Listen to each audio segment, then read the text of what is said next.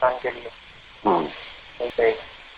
تو ان کی کوئی رپورٹ ہے خالد خواجہ وغیرہ کی؟ وہ کہتے ہیں کہ خالد خواجہ صاحب جو ہیں وہ کوئی اعظم آفریدی ہے، کوئی درہ خیال میں. اچھا طارق افریدی اس کے پاس. اچھا ہاں. تو یہ مطلب کہ کیا گورنمنٹ کے آئی ایس آئی کے بندے ہیں اسپیشلی یہاں؟ کون؟ یہی خالد خواجہ کرنل امام. خالد خواجہ تو میرا خیال ہے آئی ایس آئی کا بندہ نہیں، وہ تو سی آئی اے کا بندہ ہے، امریکی سی آئی اے کا بندہ ہے. اور حیرت کی بات ہے کہ اس کا رابطہ طالبان کی قیادت سے بھی رہتا ہے. بہرحال اگر یہ کہیں پہ ہے تو اس کو پوچھے تو صحیح نا کہ تم عبد الرحمان کینیڈی کا بھی نام استعمال کیا تم نے منصور اجاز کے ساتھ مل کے بھی کام کیا، تم ولیم کیسی کے ساتھ مل کے بھی کام. پھر یہ ایک اور یہ کوہاٹ میں جویر ابراہیم پراجا صاحب ہیں. جی جی جویر ابراہیم پراجا صاحب کا وہاں بہت بڑا مدرسہ ہے. ہاں جی ادھر بہت مدرسہ ہے ان کا. اچھا. اور وہ جو ہے ہمیشہ جو ہے وہ یہ قبائلی علاقوں میں جو لوگ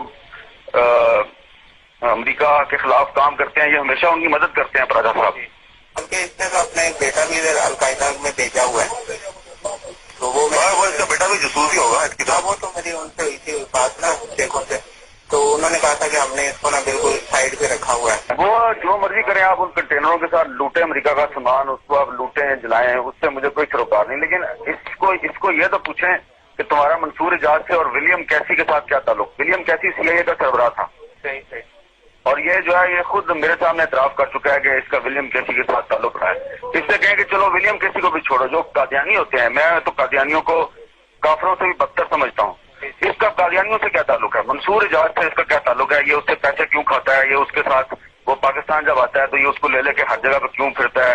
یہ مجاہدین کے پاس لے کے اس کو کیوں جاتا ہے؟ کیونکہ یہ تو مجھے ذاتی طور پہ اس بات کا پتا ہے کہ خالد خواجہ جو ہے وہ اس کا نہ صرف یہ کہ امریکی سی آئی اے سے رابطہ ہے بلکہ قادیانیوں کا ایک بہت بڑا بین الاقوامی نیٹ ورک جو ہے اس میں ایک آدمی ہے منصور اجاز جو کہ امریکی ہے.